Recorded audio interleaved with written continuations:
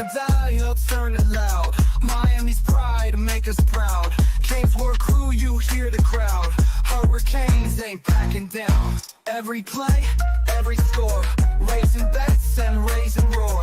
Rocking orange, green galore. All for one and one for four. We got FTSN, taking names, win it again. Podcast fam, till the end. Tune in, now let's begin.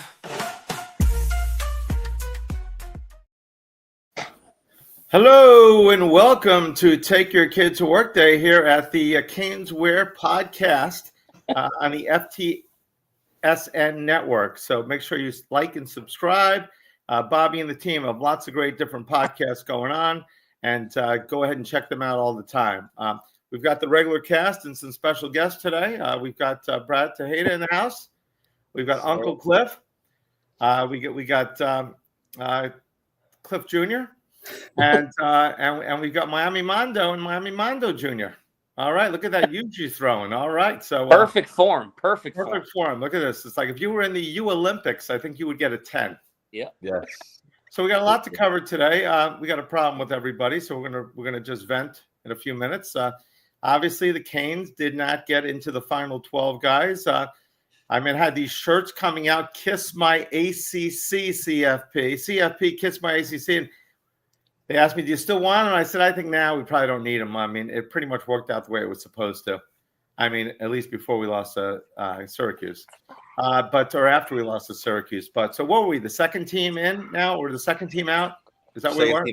Second team out. Yeah. So if most people would have known before the season we're going to be the second team out, they would have been excited. But we know and also with 10 wins, the Cane fans would have been excited. With a chance to win 11 for the first time in about 200 years, or 21 to be exact. But right now, the Canes fans have a bad taste in their mouth. I'm going to share why I think I understand, but at the same time, we got to be happy for what we have. I'm going to let you guys talk about it as well. We're going to talk about the Pop-Tart Bowl, which I will be going to. Who's going to the Pop-Tart Bowl? Brad's going. All right, cool. And this young lady is going there as well. Great. All right. So the three of us are together. Mondo, I guess we'll have to take care of her while you're at home. There you go. Looking at the betting lines. We'll have to. So we're going to talk about the Pop-Tart. We got the Heisman. We got recruiting. We got so much to talk. I don't want to steal it from Hockman, but we got a loaded potato here today. I hope my attorneys think that's okay to say. All right, guys. So Canes 10-2, ranked 14th in the country, pretty much the best year we've had in a long time. And after the ACC championship, we were really, obviously, the year we went 10-0. We had a bad taste in our mouth that year as well. So 10-2, take it away. Who wants to go next? Mondo, go ahead and start us off, Mondo. Yeah, first of all, always good to be on with you guys on Tuesday nights. We talked about it last week. You tell us back in June, July, August, spring ball, 10-2. We're all jumping for joy here, right? I mean, now on a positive note, outstanding to see that Cam Ward got to be named Heisman finalist yesterday. And is it true that I think today they said that he won the Davey O'Brien Award? Is that correct? Wait, he officially won the Davey O'Brien? I did not even know that. I saw some people posting that today. Is that right? I believe he did, yeah. That's the top athlete, correct? Top quarterback. Top quarterback. I'm sorry. Thank you for. That's awesome. Okay, because a lot of people thought Oregon would take that over him. So, all right. So that goes to show that in the last couple of weeks, even this week, they were showing graphics of 3 or 4 finalists. He wasn't even being shown. Exactly. So people, even me included, I'm like, wait a minute. Goes to show, don't believe everything you see or hear, because he, all indications, it looks like he's playing against Iowa State, which to me, I even kind of tongue-in-cheek online joke that if he does play, erect a statue already, because you're talking about a guy that's at minimum a top 5 pick, if not the number 1 pick, and he's going to play. That speaks to who he is as a person and the culture of that team, to be honest with you. But, just to segue in there for a minute, I just wonder what an insurance policy would cost for him to play. I mean, is it $500,000 for $20 million? Which is only it's only 40-1 odds. There's got to be something that they got to pay that protects his future, and not just $1 million policy, because he's going to possibly be the number 1 pick in the draft, and that's a huge contract. So they're going to have a big So I'm sure he's covered on some big insurance policy. I mean, hopefully nothing happens to him. But one of the things we're going to be, give us your comments, give us your questions. We're going to be answering them through the day. We're going to pick one person to get a $25 CanesWear gift card at the end of the show. So stay on board, and we'll be reading them in a few minutes. Welcome back, Yeah, Mark. I just want to fact check. So the Davey O'Brien award has not been officially announced yet. So Cam Ward is not the winner yet. Let's see what happens. That could have just been an account that wanted to leak some news or troll, worst case scenario. But just wanted to get that out there. I didn't think I heard it. So I didn't think I heard it. But Mondo's there, right? That rumor. Yeah. No, but I mean, obviously, you know, we talked last week. We talked about the Syracuse loss and kind of what it meant to our college playoff hopes. And I think most of us, you know, on the outside looking in, it was pretty obvious that the media was trying to do everything possible to kick Miami out the door to begin with.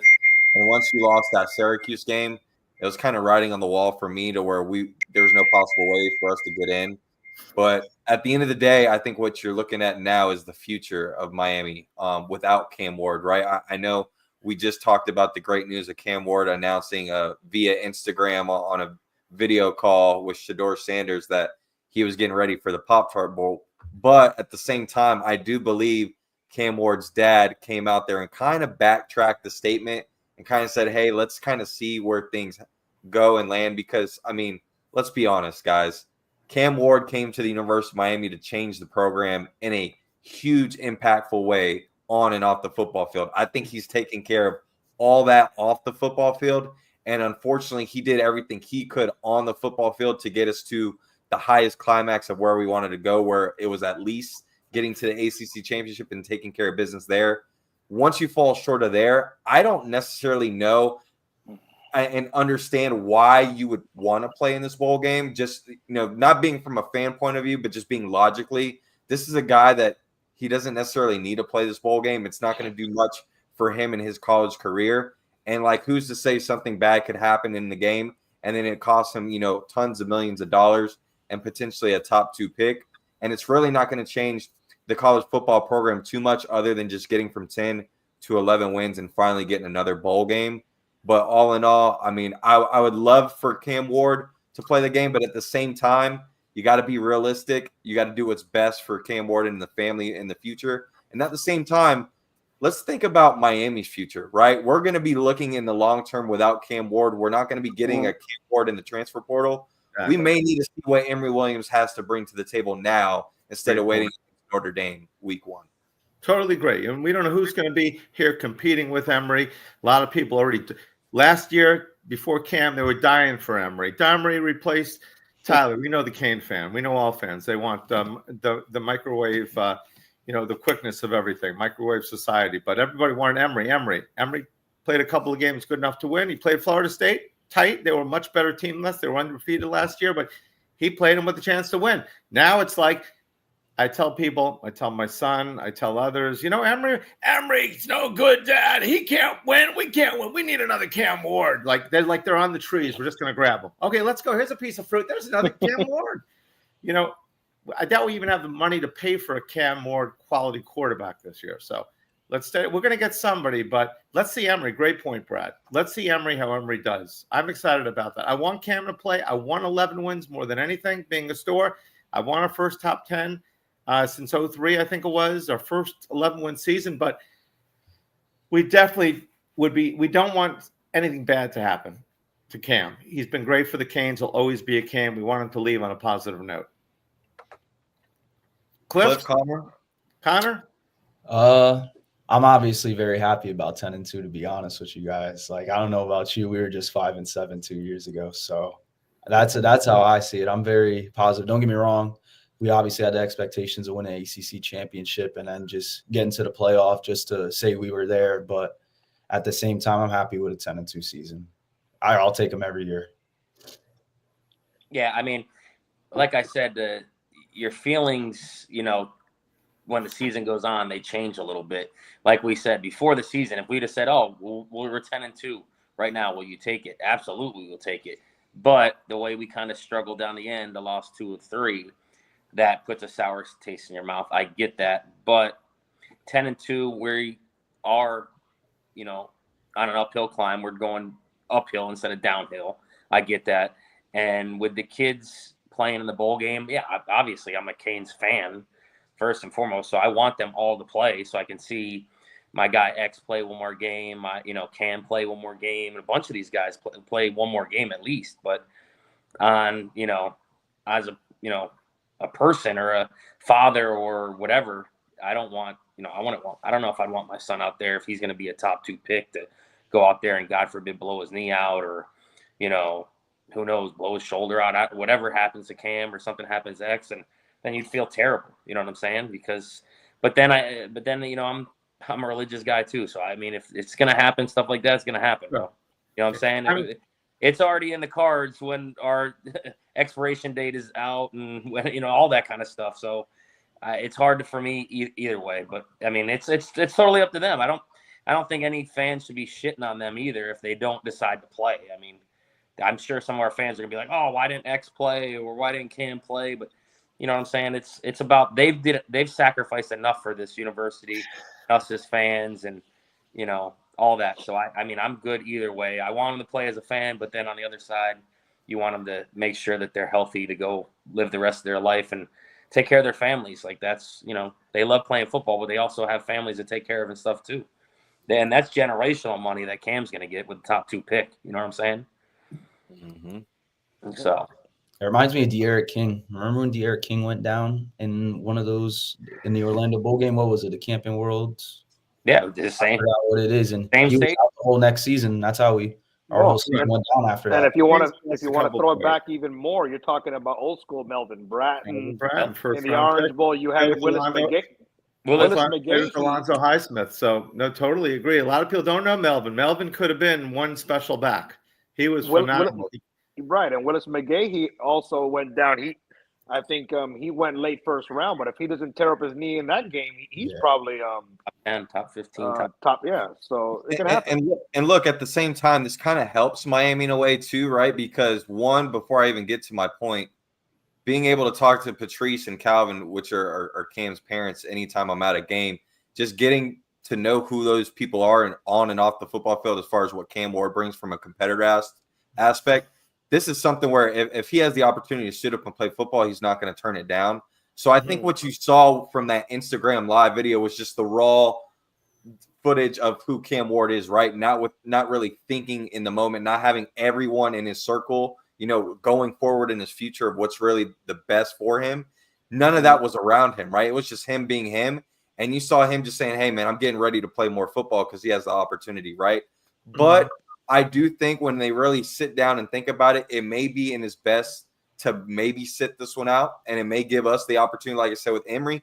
But here's the good thing, guys, is knowing that this situation happened and it came out that Cam Ward's going to be playing in the Pop-Tart Bowl. Even if he doesn't, you really think Mario is going to allow that to come out? Now Iowa State is going to have to go the next week and a half to prepare for a Miami Hurricane team that they think Cam Ward may possibly be the quarterback at, right? Well, guess what? Let's just say the day of the game, word gets out that, hey, Cam Ward's not playing. You think that they didn't go through all those preparation and practices? Great Cam Williams not at QB1? Well, guess what? Now that's a monkey in the wrench that now Iowa State had no business game planning for this whole time in the bowl game.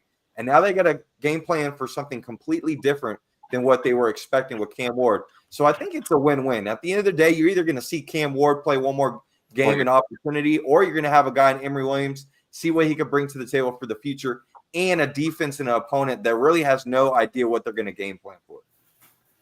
Yeah. Great points. Gilbert asked about will X play. I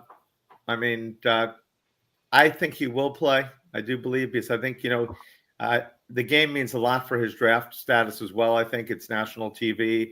It's out there. I mean, Cliff, have you heard anything different? I think that's 50-50 right now. I think X will play. First of all, he can rack up more yards. He had a great bowl game last year, but we'll see what happens. Of course, you can. That's a question I have for you guys. I don't know if do the bowl games count towards their stats? Yes, I'm pretty sure they do. It counts towards their overall stats, yeah. The overall stats. It doesn't count the Heisman or anything like that. The ACC championship would have counted for Cam. Yes, 305 Sports. Good to see you again, Jonathan. Good to see you again.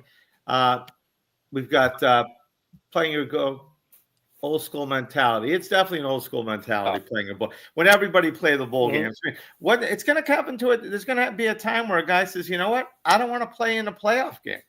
I mean, that could happen one day. If you don't think your team can win, it's like, why am I going to play in a playoff game?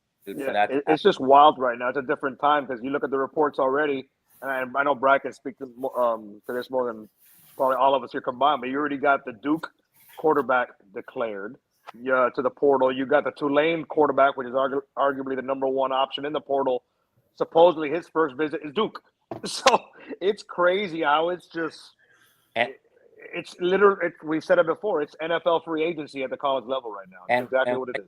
Before we came on, I just saw that the Murphy quarterback from Duke, one of his 2 schools, I saw Miami on there. Let's see if that's real. The same account that put that out, which was On3. You guys got to remember, this time last year, there was a quarterback by the name of KJ Jefferson that was linked to Miami, and that was completely false. So let's see. On3 also said that Raiola is not in there. That Raiola thing is fake news. The Malik Murphy thing, let's hold off on that because here's the thing. Why would you, if you're going to go after a quarterback, I could get the Darian Mensah or the John Mateer from Washington State, or even Caden Salter from Liberty, who's going to be visiting Syracuse and Colorado. I would think probably Colorado's the favorite for that. But you got to think, if you're going to go after a quarterback, for one, are you going to go after a big-name guy and have to pay him a lot of money and scare someone like Emory Williams off before next season even starts? Or are you going to go after a young up-and-coming guy that's maybe a redshirt freshman or sophomore that won't necessarily – worry too much of Emory, but then also not push somebody like Luke Nickel out of the way? Or are you going to go and get someone that's very similar to who you already have at quarterback in Emory Williams and Malik Murphy? Like, that just doesn't make sense in my opinion. There's no difference and a huge gap between Malik Murphy and Emory Williams other than one uses their legs a little bit more. But other than that, there's no point of wasting a little bit money for a potential another quarterback when you could use that money a lot wiser and getting maybe another second wide receiver or 2 defensive linemen, or a lot of secondary players who we're going to talk about in a little bit. But you need a lot more bodies on the defensive side of the football in this time around in the transfer. I was just going to say, I'm glad you said that because I was about to, if it's Murphy, I want to start drinking. Yeah, now I will say this. I will say this, though, that regardless of what have you, I think we saw it this year. You got to, emotions aside, well, whoever is here now, Emory, whoever, you got to get the best absolute guy you can get at that position, period. Because let's be honest, without Cam Ward, we're not 10-2 right now. Yep. So I get it. If you're worried about spending a couple hundred more G's on a guy and you're concerned about Emory's feelings and this and that, I'm pretty sure Mario's not concerned about anybody's feelings right now. He's concerned next year. You spend a couple $100,000 more doesn't mean we liked Emory. Emory looked good in school. We trust him enough as a freshman. We kept him. If you don't give any kids that you recruit a chance to play, they're not going to want to come here as recruits, and that's a problem. That being said, what you're seeing the most with transfer portals right now, especially the last 2 years, is that if you're a high-end recruit coming out of high school, a 4-star or 5-star guy, once you hit that second year, if you're not getting any playing time, you're hitting the portal, right? And that now you don't have any reps in a game, and you're at a big-time D1 program like Georgia, Alabama, Miami, etc., and you've gone through a college program, but yet you haven't gotten any college snaps, right? So now you're in the portal trying to re-up and get more money. You know what that hurts the most? It hurts the 4- and 5-star high school recruits because people aren't more advantage to them because guess what? They're having to get stashed in college programs for 1.5 to 2 years anyways, to where you have to wait for it to develop when you could go right in the portal, get that money in half because half the money that these high school kids are getting now are super absurd anyways. You can pay half of that and get a college player that's already played college football. Yeah, true. But, the thing is at what point in time do kids say, I'm not going to go to this team if I know they're never going to play me? Because they're always go every single year. And I think that's going to be a problem. And the grass isn't always greener. I mean, Ohio State, 10-2, they lost to Michigan. They should have fell further, obviously, after losing to Michigan in that game, 20-something point favorites. But, they're not Miami, so they didn't fall as far as us. But that being said, I mean, they had Will Howard, who was considered with Cam Ward, the top 2 guys, correct, coming out in the transfer portal. And would they have been a better team if they had McCord of Syracuse? Yeah. I mean, he played a lot better. Here they had a report. The coach told them, they said, we can't guarantee a starting position. He didn't like that, so he said, I'm leaving. And it's like, oh, do I bring the girl that came with me, to the date, or do I go grab the hottest girl on the dance floor? Because the hottest girl on the dance floor, she may not know that well. Don't think too much. Let me think about that. Back in the 90s. Hold on, honey. Which club back in the 90s in Miami are we at for this cocktail? All right, exactly. This came baby. There you go. Are we happy with the 10-2 defense playing against weak teams? You know what? I don't think there's any great teams in college. I mean, all the people say we played weak teams. Syracuse, I think, it scored 60 points on Alabama. Vanderbilt scored 40 points on Alabama. I mean, Alabama, why aren't they? How do we know who's weak and who's not? Bro, the SEC is beating up on each other, but then you got, Kentucky beats who? Mississippi? But we go ahead, but then Louisville destroys them. We destroyed Florida early in the season, and Florida's playing everybody tough.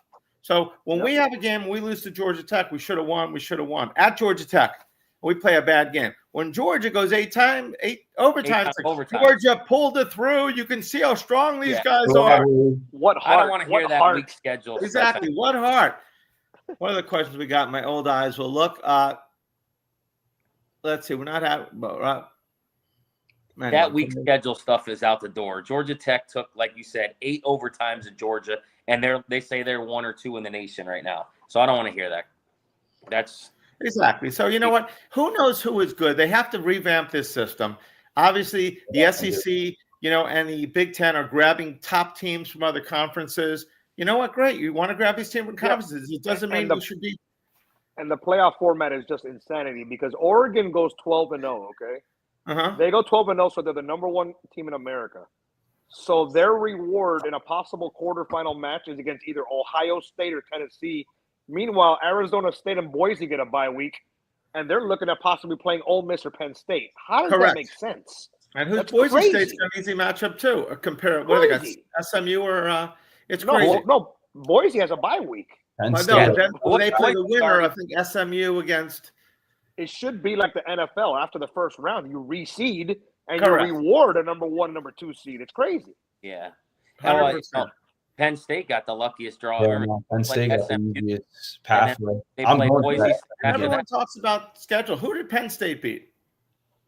I looked at the schedule. I would have to look. The only real game. The only real team they played was Ohio State.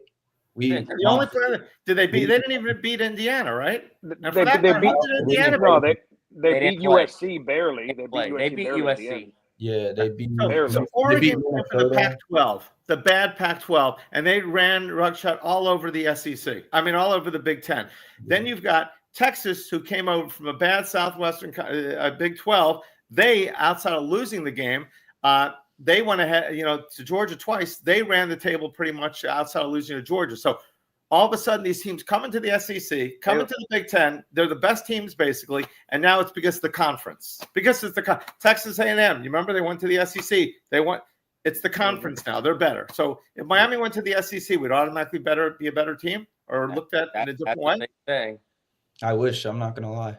We wouldn't. They need Rasta, our buddy Rasta, put a post out today, putting like 30 teams on one side of the division, one side of division, 30 teams on 30 teams on the other side, and just you play 10 teams on your side and 2 teams on the other side, and everyone makes their own schedules up. I think they need to do something like that. Then people can say, "Oh, well, you didn't play this person, you didn't play this person."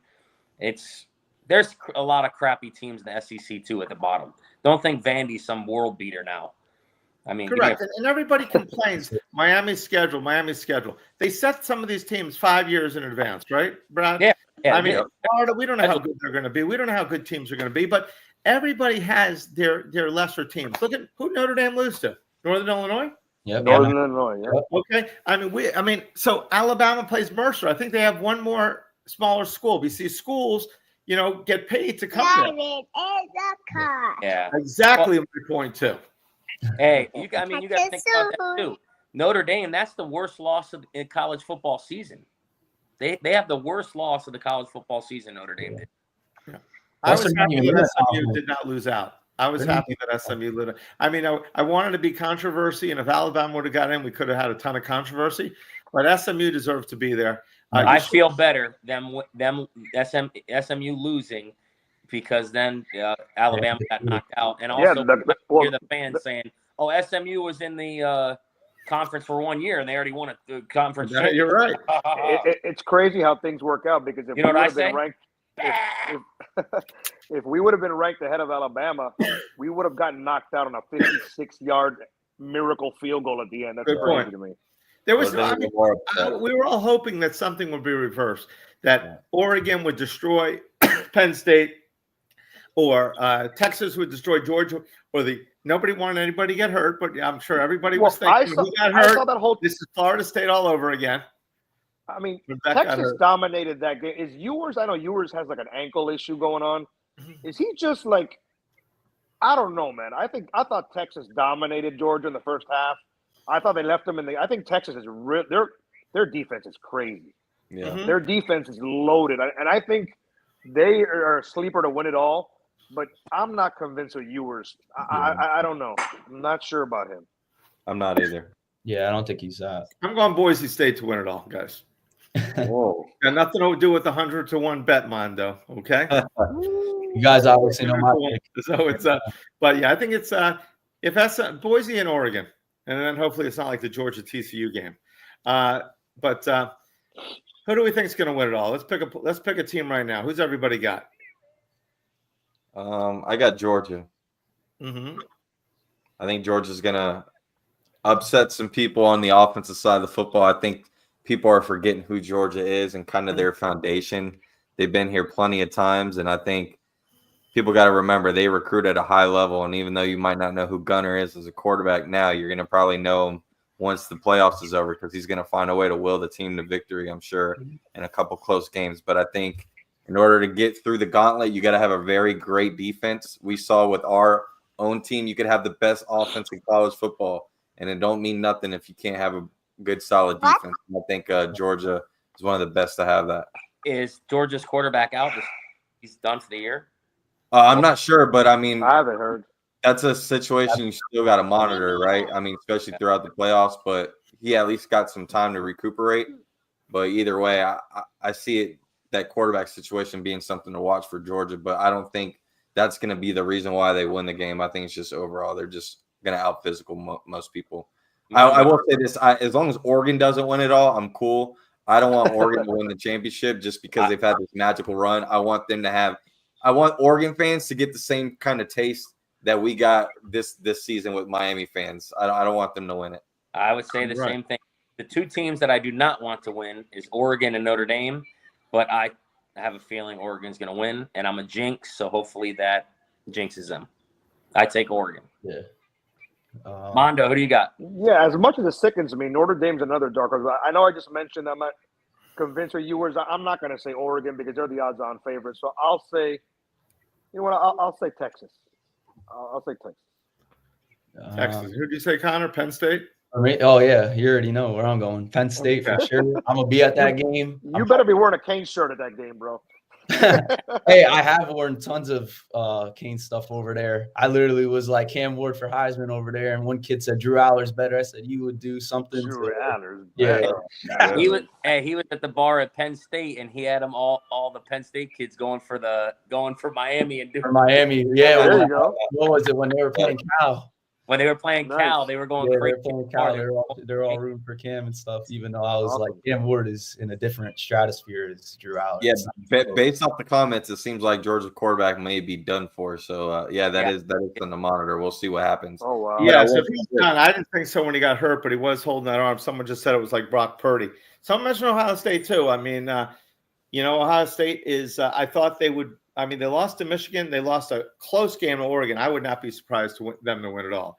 And because too bad they've got our wide receiver, of course, and hopefully, I know everyone thinks it's a pipe dream. We probably couldn't afford him, but which is a weird thing to say. Now, if Ohio State does do it, they showed their bracket. They would have to go through Tennessee, Oregon. Yeah, their bracket's crazy. Like if they get through that, would be insanity. But hold on, if I do believe if they lose in the first or second round, Ryan Day could be fired. I mean, all the Oh, yeah. Buckeyes Why not? He's 1-4 That's if he- against Michigan his first last day. 5 games. Yeah. I talked to a couple of people that are big Ohio State fans and people. One guy that lives in that area. Forget the record, forget his past. His seat is hot. It really, I've really heard is that, yeah. because They won't that do loss to Michigan was nobody saw that coming. 4 in a row. Nobody. What is he 4 in a versus? row. In 1-4? He's 1-4, 1-4, but imagine that was a game where they're double-digit favorites. The other team's got no quarterback. Yeah. They're at home, and you lost to Michigan again. he that got made- blown out. He got blown Right. out by he got blown out by Alabama a couple years ago in the championship. Also, Yeah, the Devonta he's Smith game.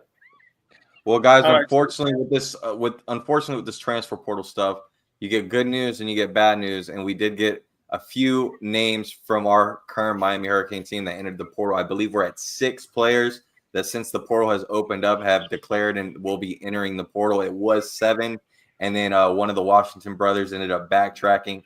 That would be Bobby Washington that will be returning for Miami. So out of 6 guys currently that have left the program, is there anybody that you guys are like, man, I wish this guy could stay? I know AJ Allen is probably a popular one, but other than that, I mean, seeing what other guys have left and gone to do at programs like SMU, for instance, is there that 1 or 2 guy where you're like, dang, I wish he was still here?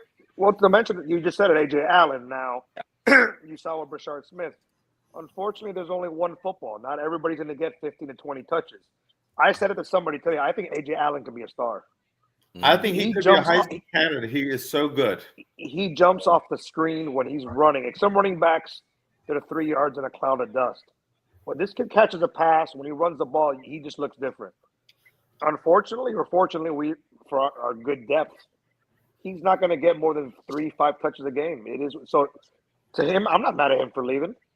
He can go somewhere and get 15 touches a game, and to me, be a star. I think he's really good. He has good potential. So it hurts to lose him, certainly, because let's say next year comes, what happens if your RB1 or RB2 goes down? Then what? We didn't have that this year. We didn't have any injuries this year, which is thankful. Every year it seems like with Chaney and somewhere else. By the way, he's in the transfer portal again. Wish him luck. A lot of guys that go to the transfer portal continue to go to the transfer portal. You notice that? TBD is in the transfer portal again.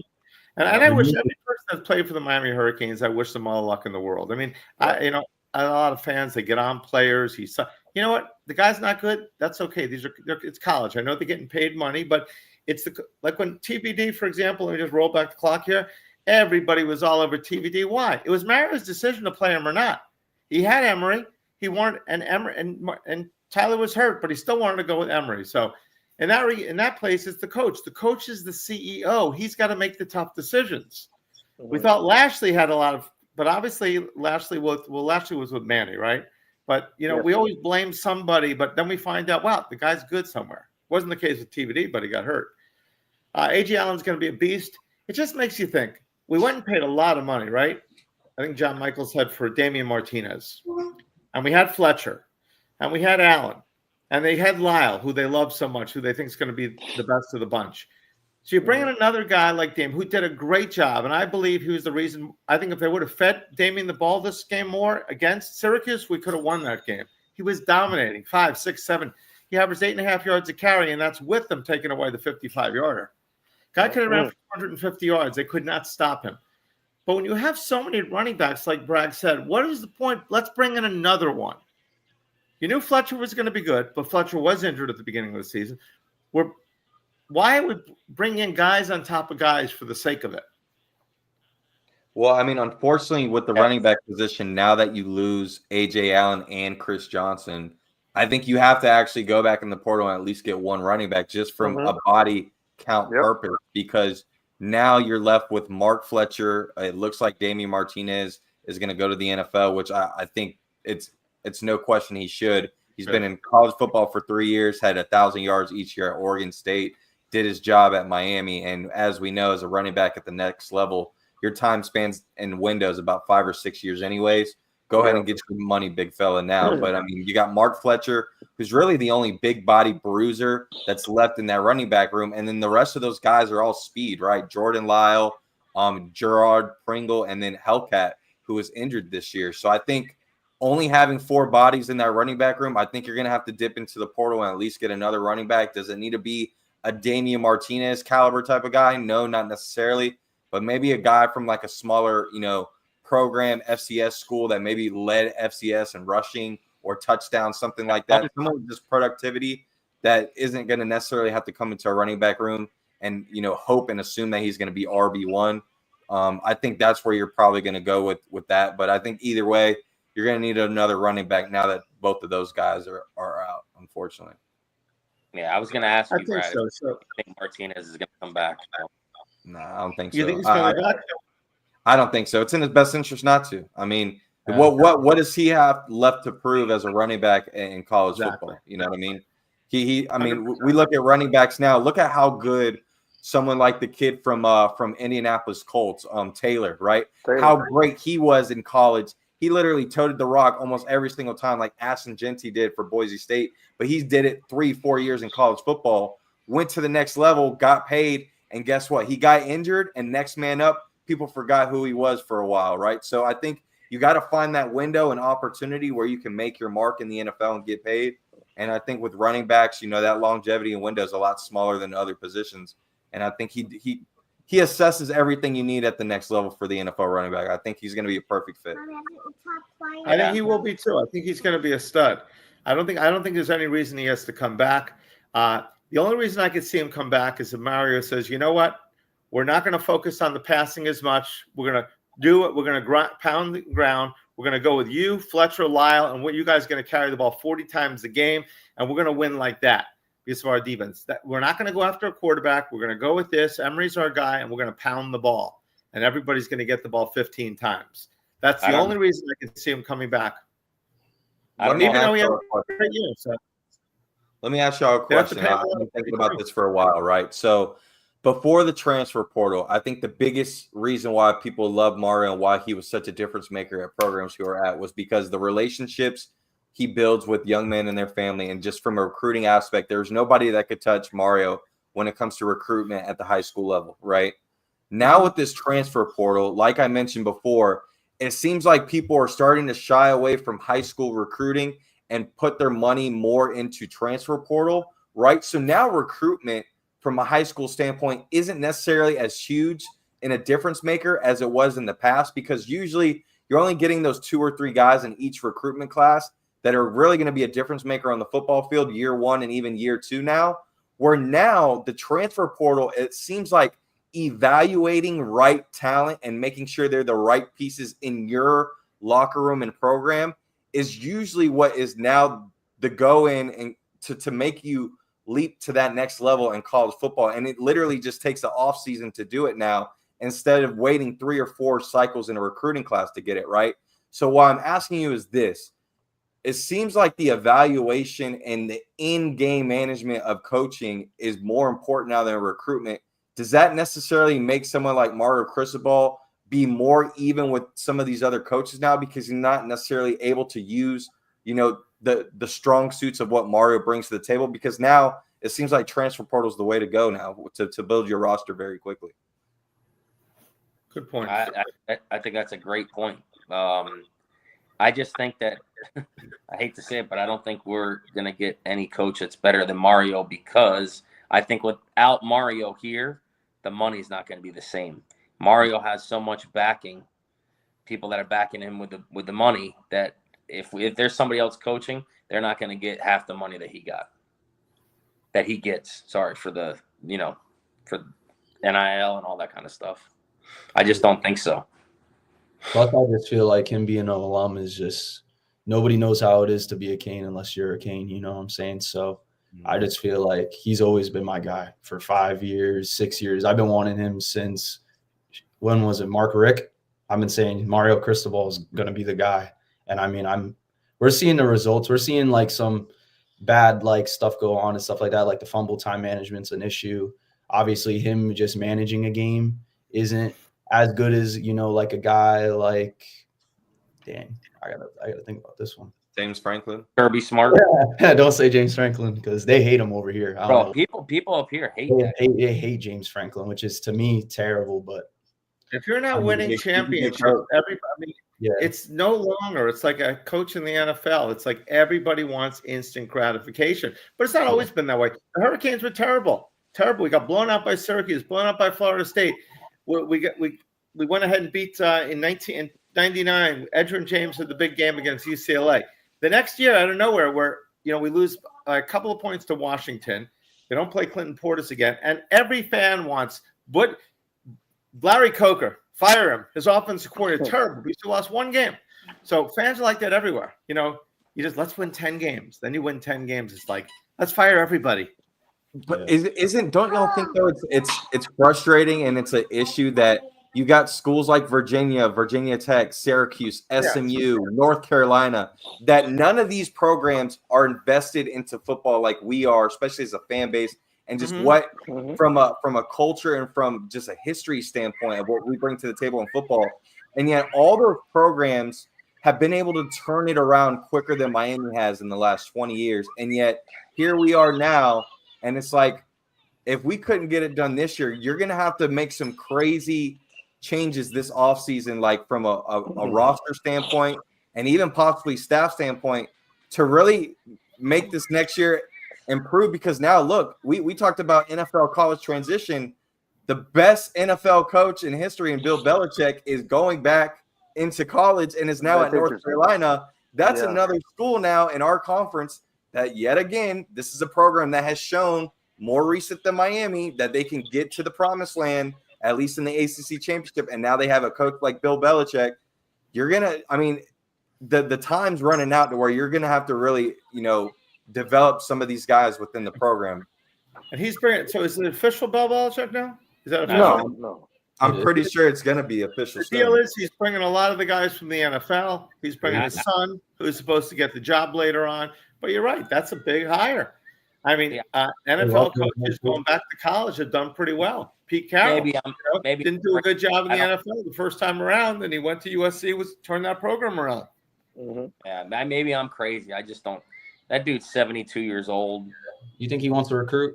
Dude, that dude ain't going out recruiting. Oh, he'll hire people to do it. He'll have like what Mario he's banging a 24-year-old chick, bro.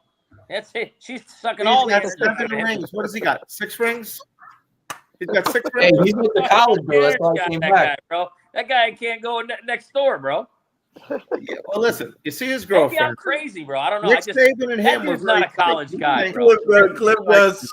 She's sucking all the energy out of him. He brought the young side out of him. That's why he went back to college. That's why he went to college football. That guy's a pro guy, dude. He's not. Him the pro coaches usually go, like the. You imagine he's at the coach's office. He's getting a call from his girl. Are you sure, honey, you're studying film tonight? Where are you? He's over there trying to find the right emoji to write back. Yeah, that guy don't know. I'm not a big fan of like the NFL coaches coming to college. I can see like a college coach going to the NFL, but it's just like it's a big like jump. College coaches have not transitioned well to the NFL in most cases. NFL coaches have transitioned very well to college. So it's a lot. It's it's recruiting and all this other stuff. Look at Nick Saban, great at LSU. Yeah. Okay.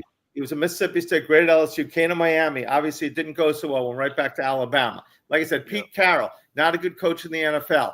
Went over to where did he go? USC, did great. Lou Holtz went to the Jets, the Bills, was not good at all.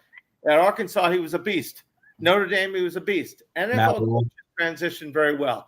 Now, most of those names, you may not have been born yet, Connor, but those are big names, and they. Yeah, but remember, we got the. He's got the hardware. Yeah, but you're recruiting high school kids. You're paying NIL money. Now you got the portal. It's like this is crazy. Like you got to have energy, like crazy. Those guys do have energy.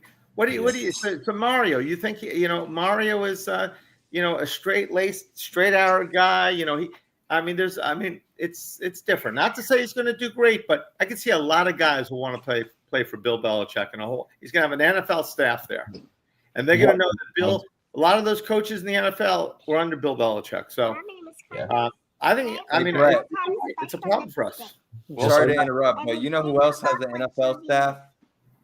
CanesWear. Yeah, you're right. The staff over at CanesWear does amazing stuff. As soon as you walk in the door, you feel just like family. Make sure you guys go shop at CanesWear.com, whether it's Miami Hurricanes, Miami Dolphins, Florida Panthers, Inter Miami, the Heat, and the Miami Marlins. You can get all your gear over at 2655 South University Drive in Davie, Florida.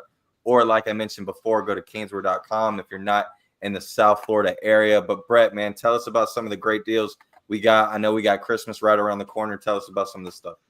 A lot of great things going on. First, you see there are December specials. They're changing up. The items on there are all 40 to 80% off. So keep your eyes out for the, like right over there, that nice jersey, $44.83, regular $90. We've got some Inter Miami Messi jerseys. I think he just won the MVP for 50% off.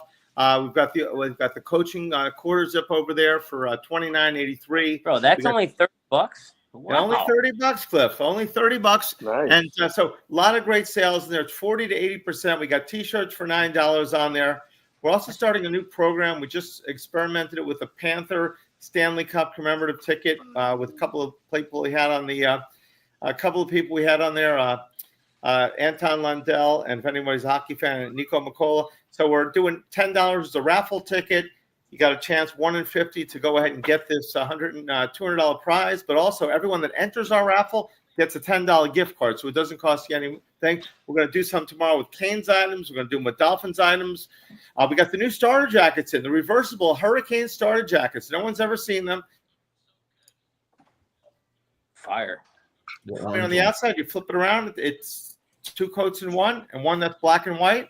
Look at that. Look at that picture right there. Our stud model doing it right there. We've got that for the Dolphins as well. There's a black and white one. One side says Hurricanes, the other side says Canes. We got the Sebastian on the arm sleeve, and we've got it also in the back. We've got the Dolphin with the throwback logo. That's first fire. time anyone's ever seen like that. Black and Jeff says the nicest jacket he's ever seen. And if Cam Moore comes to Dolphins, we know everyone's going to be a Dolphin fan. But so a lot of great things on the store. Keep an eye out for specials, other things going on. We're talking about some signings. I know I spoke to Xavier yesterday. We're going to get Xavier in soon. We'd like to get Cam in there as well. So we're working on getting some players in there. We're going to have specials. Lots of specials coming up.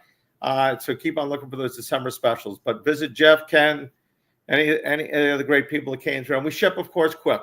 Very quick shipping. We got 200 Restrepo jerseys coming in. We've got more Ward jerseys coming in for kids. Restrepo. We got Fletcher jerseys coming in next week also.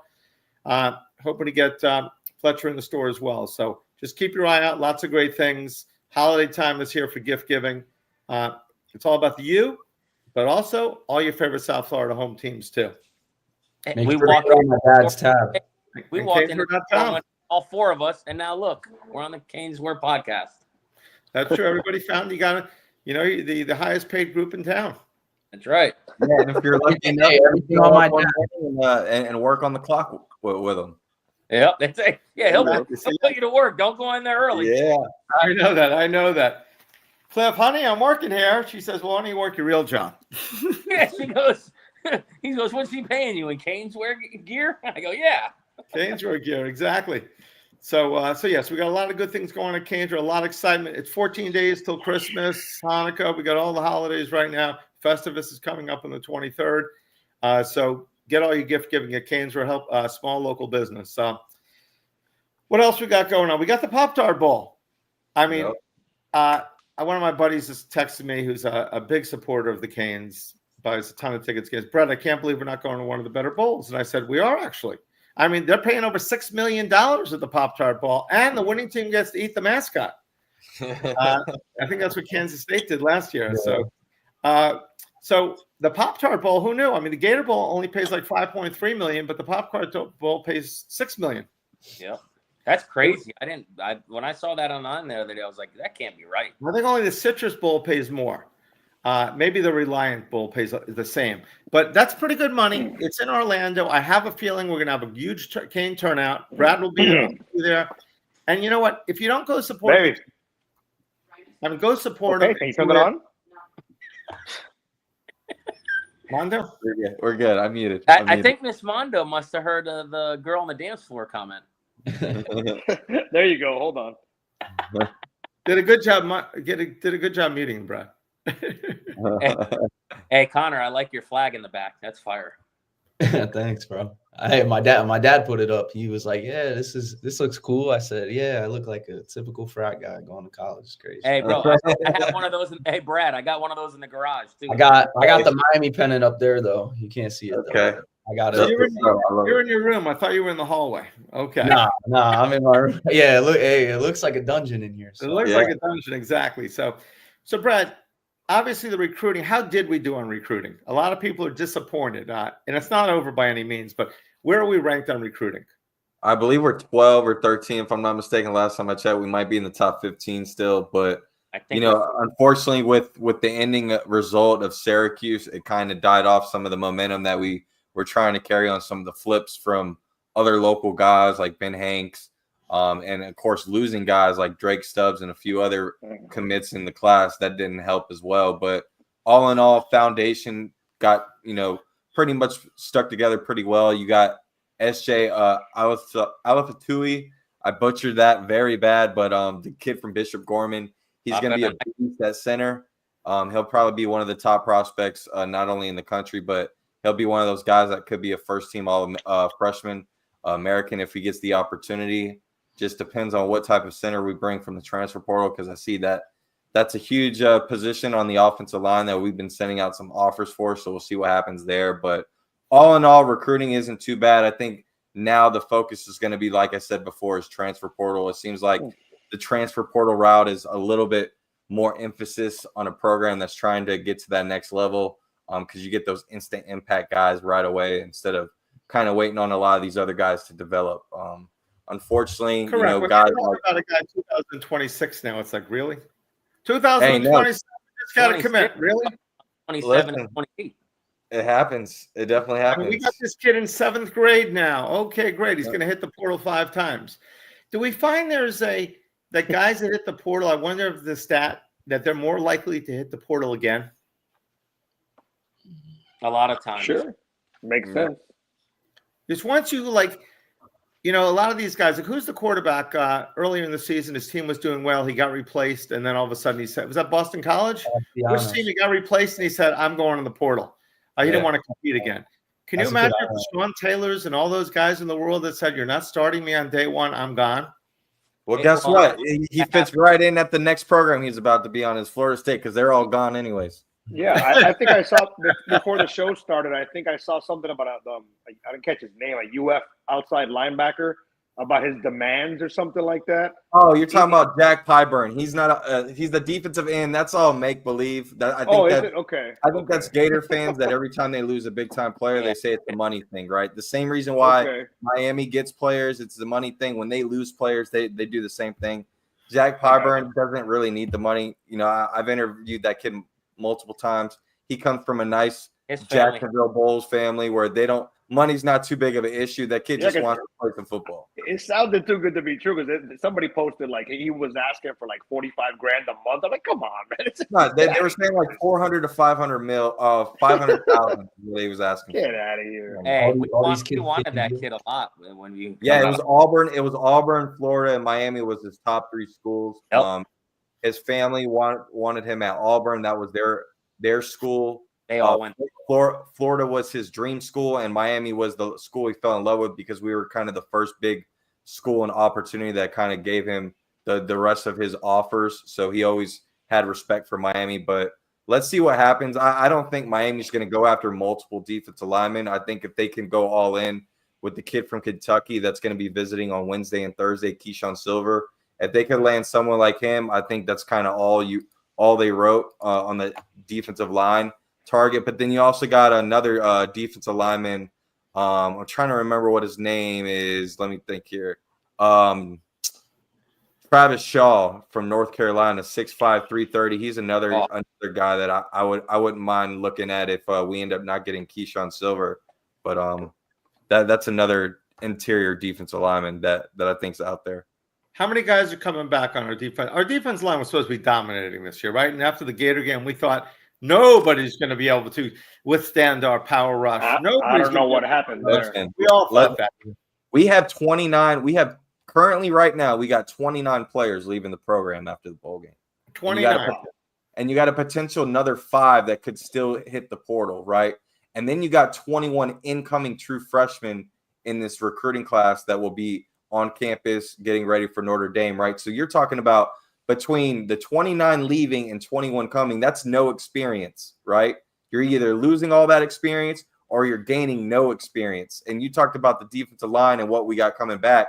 If Akeem Mesidor does not end up returning, he's the only guy left on the defensive line that were upperclassmen that has the opportunity to return. If he doesn't return, the only guys you have that are going to be juniors is going to be Reuben Bain and Joshua Horton. Other than that, you got Ahmad Moten that will be a senior. He just said today that he'll be coming back for his last year. So you really only have those three guys that are going to have any seniority in that defensive line. Everybody else are going to be freshmen or sophomores that haven't gotten much burn. Do we think What's that the Messi deal? could possibly leave? I mean, he could leave. He could stay. He has the opportunity to, I believe, get another year. I don't know how that process is going to work. It seems like most people have been able to get that extra year, and he's one of those guys that kind of fit the I believe his first and second year, he only combined like 4 or 5 games. So that could be where he could get that next year. Okay. But He could come back because on the outside, when he played inside, he wasn't, I don't think he did as well. But when he was on the outside, he played great. Yep. I also think Reuben Bain, we need to figure out this offseason. Yeah, what are we going to do? Reuben Position? Bain. Inside, He doesn't outside. need to keep moving around. Let's figure out, is he going to play inside or is he going to play outside? If he's going to play outside, he needs to cut some weight. If he's going to play inside, let him bulk up a little bit more and let him use his twitchiness to his advantage. But I think we need to figure out his role on this defense. We Yeah, did but that it seems like with both of them. He looked Door much and bigger this year. outside. yeah, in a certain sense, it was a kind of like a long. I know he had a strong couple last games with pressures and stuff like that, but the injury early on to UF, missed a few games. Definitely, the sophomore jinx hit hard because he definitely was not anywhere near the player he was his freshman season. Yeah. If we've lost 29 players, what positions are leaving the most? Defensive D-line. lineman, D line for sure. Is one position. You also got a few set guys in the secondary. You had Daryl Porter, Mish Powell, and then you also had Miles Moo Young and Robert Stafford. So that's 4 guys in the DB room right there. Let's see here. You had 2 linebackers in Francis Manoa and Chase Smith that'll be leaving the program. It's really D line. You had Elijah Alston, Tyler Barron, Simeon Barrow, Marley Cook, Anthony Campbell, and CJ Clark. That's 7 guys or 6 guys right there alone in the defensive line. A lot. Just so when we mentioned the 29, so everybody knows, it obviously was only not only transfer portal, but it's how many guys are actually going to be graduating. How many of that 29 are going to the NFL or are going to try to go to the next level, as opposed to So you got Cam Ward, Damian Martinez, Xavier Strepo, Jacoby George, Sam Brown, Elijah Arroyo. Does Cam McCormick try his waters in the NFL? To be determined. We'll leave it at 6. Back, can he? No, he can't come back. It's the guy Zach that got That just reminded me. That just reminded me of the movie Tommy Boy. A lot of people go to school for 7 years. Yeah. Yeah. I mean, the good thing I is think we most of call these them guys doctors. leaving are NFL guys. I mean, I think Miami's going to get a lot of guys drafted. Are they going to be high rounds? Probably not. But I mean, almost everybody on this list besides Cam McCormick and Luke Cristobal, I think are probably going to get drafted. Maybe Marley Cook and Anthony Campbell are another 2 guys that don't. But I think everyone else is going to find their way on a program. I mean, you got Mish Powell, Daryl Porter, Kiko, Chase Smith, defensive lineman, Andy Borgalis, X, Jacoby, Sam Brown, Man, Zach much Carpenter. different team. Jalen Brad, who do Ridley. you think? Arroyo gone. Who do you think? Portal aside, obviously that can change things. But Brad, who do you see as our starting tight end next year? I mean, it's probably going to have to be Riley Williams, only for the fact that he's the only veteran guy that's been in Dawson's offense 2 years straight. I don't see any guy that's going to be able to jump him as far as just understanding the playbook, especially if we don't dive into the portal for a tight end. But I will say this, Elijah Lofton is going to get used in so many different scenarios, especially if we don't land another running back in the portal. This could be the opportunity of maybe making Elijah Lofton a Swiss Army knife, very similar. Taysom Hill, maybe? Yeah. Something like that. Similar to how Taysom Hill is used at New Orleans Saints.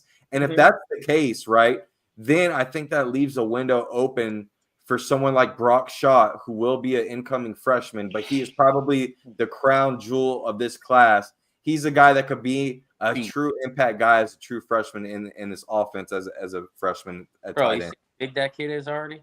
Yeah, that kid's a beast. Arms, bro. His arms are humongous. I'm like, damn, that dude's ready already. What's the name? What's his name again? Brock Schott. Brock Schott. Great name.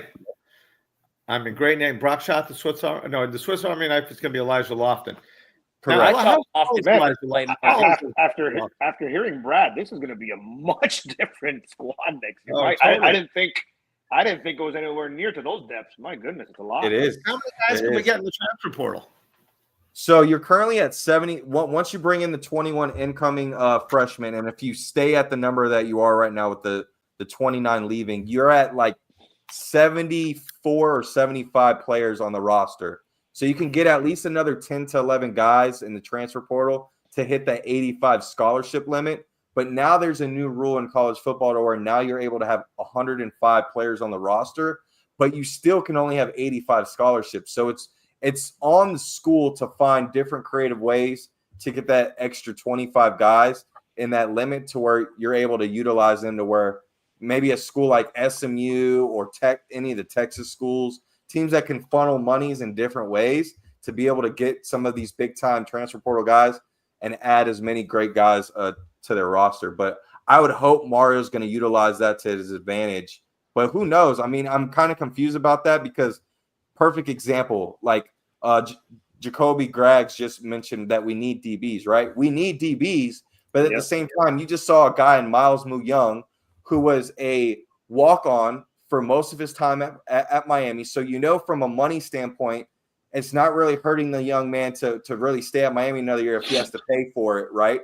But he just got his scholarship this past season, earned his scholarship for the first time, got an interception late at the end of the season, and he jumped in the portal, right? So if this limit changes from 85 to 105, and he's a guy that we need a body at DB, he's somewhat capable of doing that, right? And he's someone that you could potentially remove that scholarship from him, use it on another guy in the portal, and he could still count towards your 105.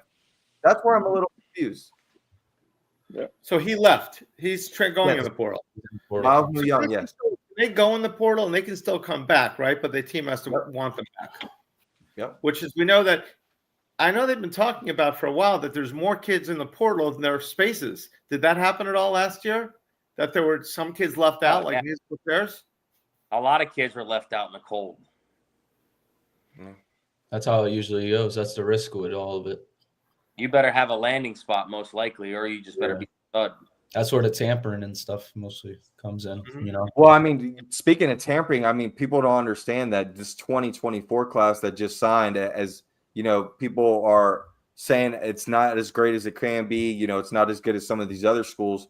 Even though they technically signed early signing day, there's nothing binding with that. Essentially, now what you're doing is you're playing the money game behind the scenes, and you're seeing where you could get more financial aid in a sense from some of these different schools. Mm-hmm. But until you actually take a college class and you are enrolled, none of this stuff on Twitter and the Instagram, the Hayes Fawcett edits, none of that stuff is sealed and delivered until you enroll. So Miami, Florida State, they might be where they're at right now with the recruits, but things can change.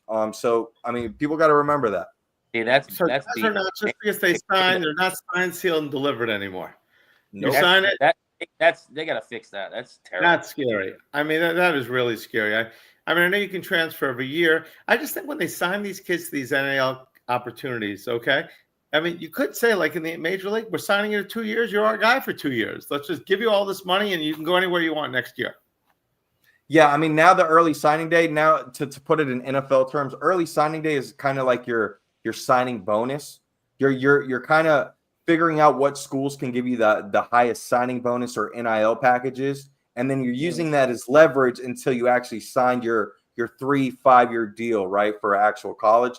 Once you enroll in the class, then that's it. You can't do anything at that point. So enrolling is the key. So you're going to see our kids going to be – you're going to really have to like a team to go early enrolled now, right? No, so Roger, I looked this up earlier today. You do not have 105 scholarships. It's still 85 scholarships, 105 limit. Go ahead and look it up. I've already done that.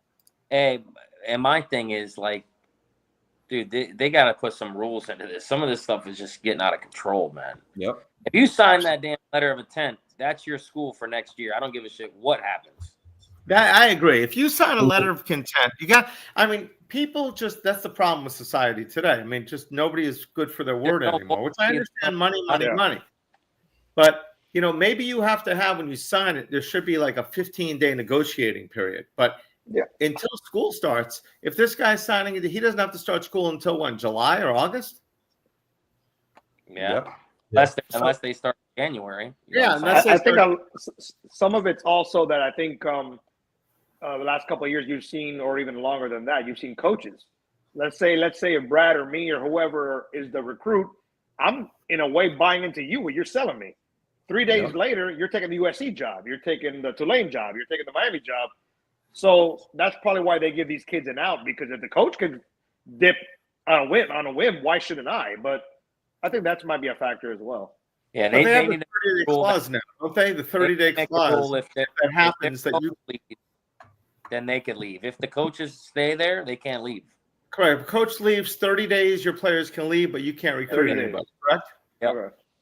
So, which is terrible. But you're right. The coaches can leave with no penalties. That was always the problem. It's like everybody signed to Butch Davis. He's going to Cleveland or something like that. Other things and that's always been a problem. You're right. So I think eventually they'll get this down better, but right now it's like the OK Corral. Yep. So who's everybody's Heisman pick? Who do we think is going to win? Brad, who do you got? Travis Hunter. He's got to win it. All right. So it's him winning, but who do you think should win? Losing some speed, but I think Travis Hunter should win, and I think he's going to win. I don't think Jets is going to be. I think Hunter will win over. I will say this. I mean, I'm actually, after this show, I might actually go look back. I got time here before I go to sleep. I want to look back because Gianti and Ward, you're going to be hard-pressed to find a year that the two guys that didn't win it had better seasons. Because Gianti's a monster, and Ward, we know what he did. They're not going to win it. So that's pretty crazy because these two seasons they've had are insane. I'll tell you something really even more crazy, Mondo. I'm willing to bet this. Out of the four representatives, I bet you that Cam Ward not only finishes in last, but he may not get more than 2 votes. Because what happens is, remember, Gabriel is just there because he's the quarterback of an undefeated team. Yeah. Yes, he's really good. I'm not saying the guy's garbage. If you go on individual play, he's not a top 5, top 10 player in America. I'm sorry, he's not. It's because of this right here. Yep. Yeah. Because of that right there. Daniels had a better statistical year than Cam. He won it, right? And his team was 9-3. And he did win it as 9-3. So, I mean, so that's to the point that everyone that's like, oh, we should have won. We had a generational quarterback. We had a generational quarterback, but there have been other generational quarterbacks in college football that don't win. And you just have to look for him last year. Yeah. Caleb Williams obviously was, a special quarterback. I don't think he's as good as Jaden or Cam for that matter, but there's a team that didn't win. I mean, plenty of great quarterbacks out there. So when people say we had a unicorn, we had a generational, we had one for the Miami Hurricanes. We didn't have one. There was a guy, I mean, you don't always see the best quarterback win. Joe Burrow won. He had a team, great offense and defense. So you don't have to have the best quarterback to win. Look at Ken Dorsey. Look at Gino Torretta, even though he won the Heisman. So all these people that are giving up on the Canes, like, we'll never have a quarterback like them. If Cam Ward is indeed the greatest quarterback ever to win at Miami, how did we win 5 championships and basically play for 9 and probably should have had 2 more, Penn State and Ohio State? Well, no, I will say we also had pretty much sometimes in some of those years, as you know, we had Hall of Famers as second teamers. So correct. The depth of some of those teams are like, I mean, not to harp on the past, as everybody always says, oh, you're talking about the past, but so you're talking about guys like Sean Taylor on the bench. Like, really? That's how deep these teams build that depth. That's why I'm not a gigantic Mario fan when it's the 60 minutes, like most people aren't. They're not a big fan of Mario coaching. But you know what? And that's why I think next season, I know we said the same thing going into this year 3 under Mario, but Now you lose a Cam, like to Brad's points earlier. You lose the Heisman Trophy finalist. After hearing Brad a little while ago, I'm going to be honest, I didn't think we were losing that many.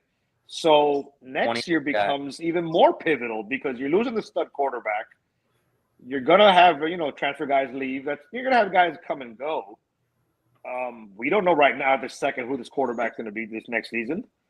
So next year, you got 8 home games. You got Notre Dame coming in. You got UF coming in. At SMU, at VT, at Florida State.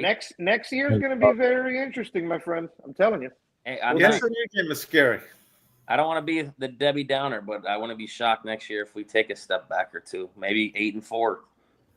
Hey, I was feeling the same way, man. But we'll see. We got 29. We got 29 roster spots available to join this football program. So I mean, that's a whole nother.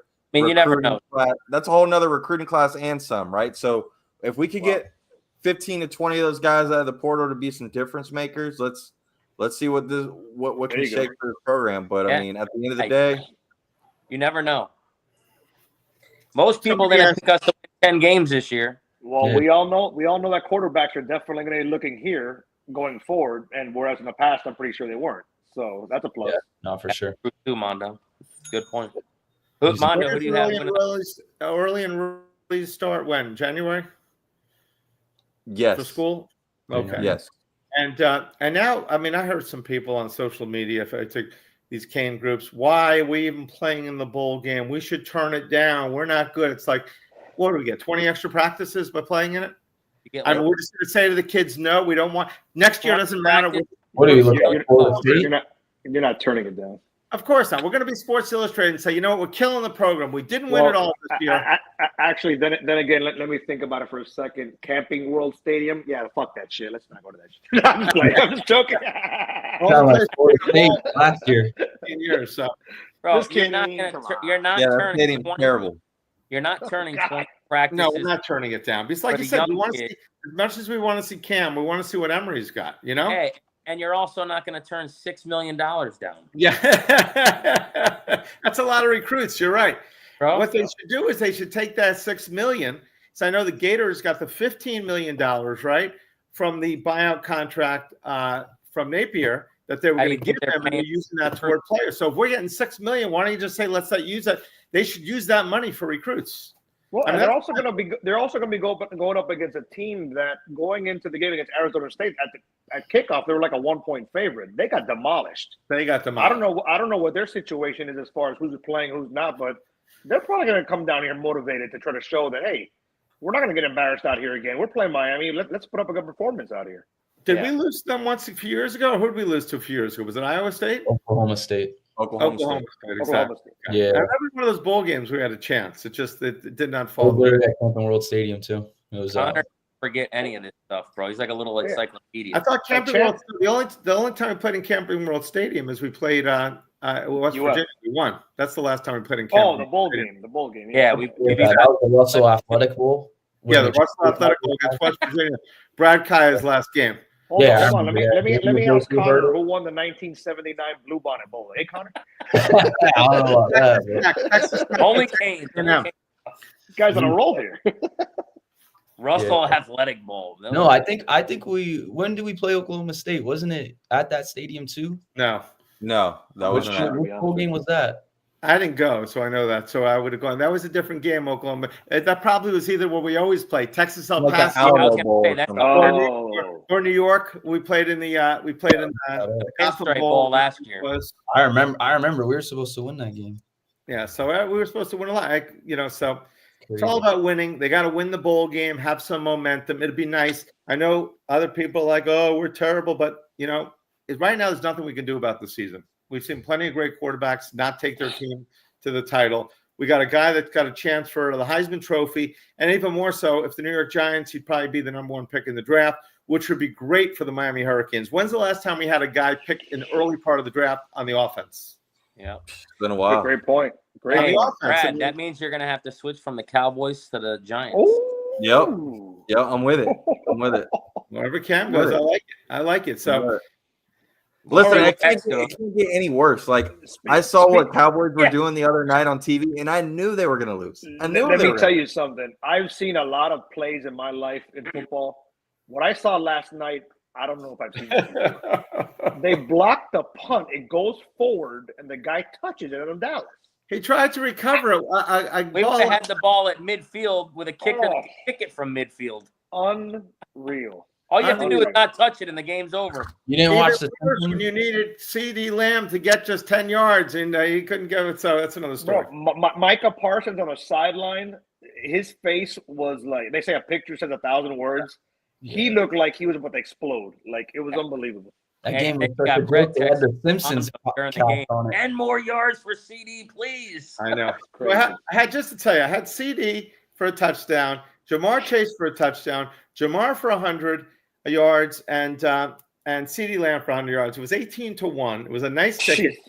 I was doing something before work. I turned on the game. A second later, Jamar Chase scores a touchdown, and my son texts me, "Wow, because I didn't realize CD just scored before." So I feel like I'm playing poker, and I pick up my hands, and I got two aces.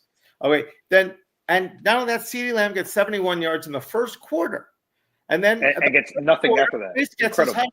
And Lamb, they barely threw the ball. They threw twice more to him, and he got 91 yards or 93 yards.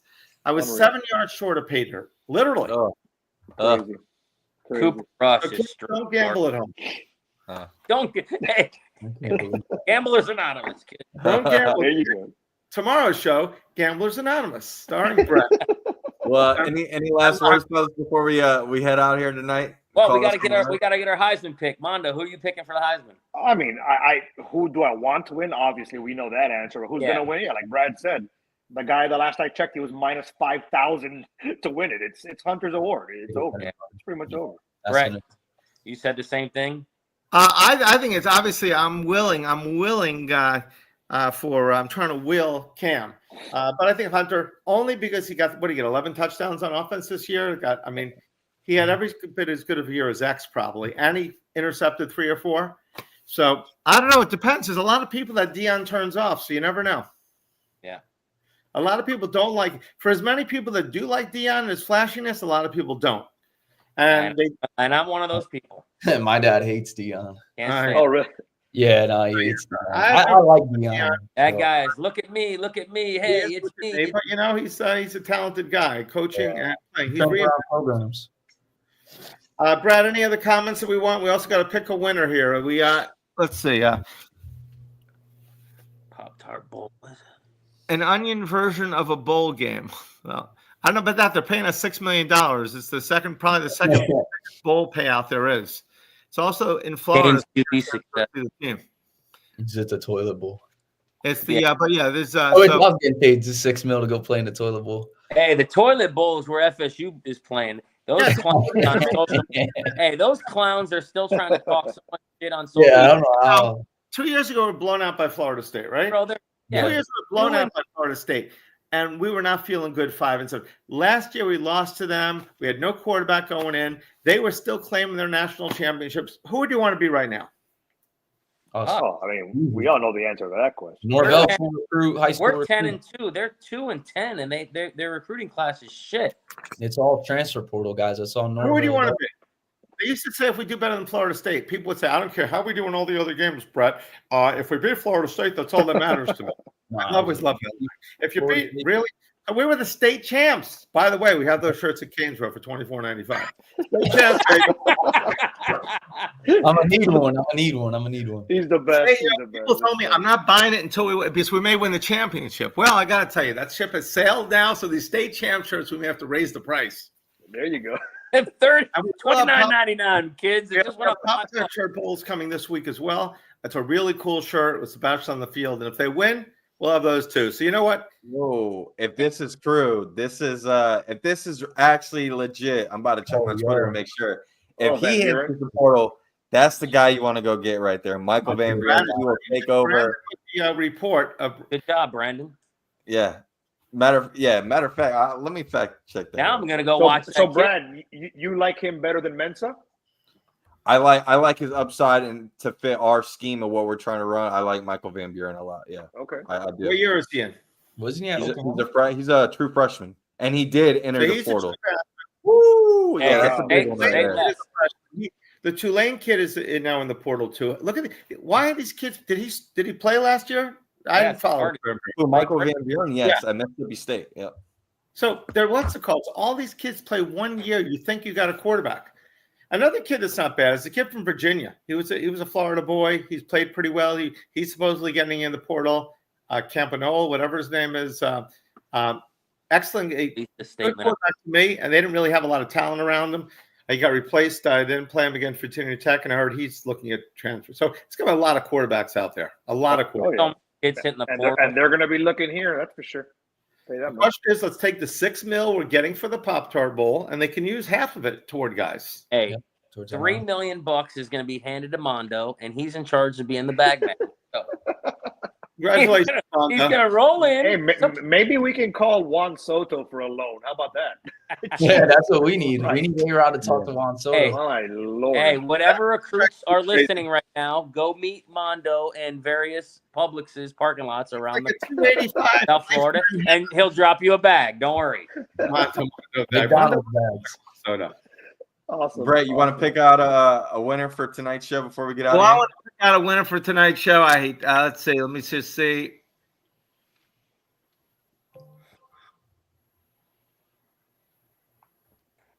He's asking the person that can't see that well. Got to figure out who hasn't gotten it. Who... Brett looks like he's doing Braille right now. I know that. Hey, he's like this. I know. You need a bigger screen. Who knew you needed a bigger screen when you got I'll older? pick number 7. Magic number 7. You're the lucky winner. Let's Hey. see. Whoever you pick, Brandon has to be the winner if we get that quarterback. Yeah. There you go. We got a lot of guys. It's I don't know. The portal's kind of looking underwhelming. And hey, Junior, I know if I could, I'd be by okay. the time Just freeze. Brett picks a name, Freeze and we'll we'll be act like national you're champions. frozen and you lost connection. Did we give Gilbert one already? Gilbert Reyes? yeah, he Yes. already got one. Gilbert, Yeah. sorry, but thank you for playing along. Let's see. We given 305 Sports one already? No, we You haven't. sure, Brad? He hasn't I won don't yet? think- well, 305 Sports, well, you actually, won? no. I think he was the first one. I think he was the I first think he one. got the first Or one. what about the guy I that could asked be about wrong. the guy that asked about the cornerbacks? Earlier in the show, he asked about the secondary. Was Some are Roger central. right or was Roger wrong? Because I see FinSport Network saying that 105, he said something. Do you see that comment from FinStalk Sport Yeah, Network? Roger Allen. Yeah, Yes, he was right. He was actually right. So we can give it. He to was him. right. Roger, you were right. Roger. All right, Raj. Roger the Dodger Allen. You're right. Roger Allen. Allen. We lost AJ Allen. Ray Allen, Roger Clemens, Roger Allen. We lost AJ Allen. We're going to draft Roger Allen right now. Roger Allen greater than AJ Allen. There you go, baby. Hey, but Roger hey, the if we do get the Mississippi State quarterback, Brandon, you get a $50 gift card for breaking the news. Brad, do you like this quarterback a lot? What's up? You like this guy? Okay. If that's right, if we got the Mississippi quarterback, Brandon, $50 gift card for you. Give him a call right now. You can offer him $25. Call the quarterback, offer him half of that gift card, and you can collect the other half, and the quarterback can get a half. And that's how you can really make it happen, I'm sure, with that extra $25. Get him in for a signing. Hey, this guy's doing parlays with gift cards. Brandon will get that. We're going to, Roger, thank you. Send Good job, Brad, Rod. Thanks for listening. Brad, or at CanesWear, _wear. Just send us your email, your name, and your information. If you bought from CanesWear before, we appreciate it. Just send us what account you use. If not, thank you for joining us as well.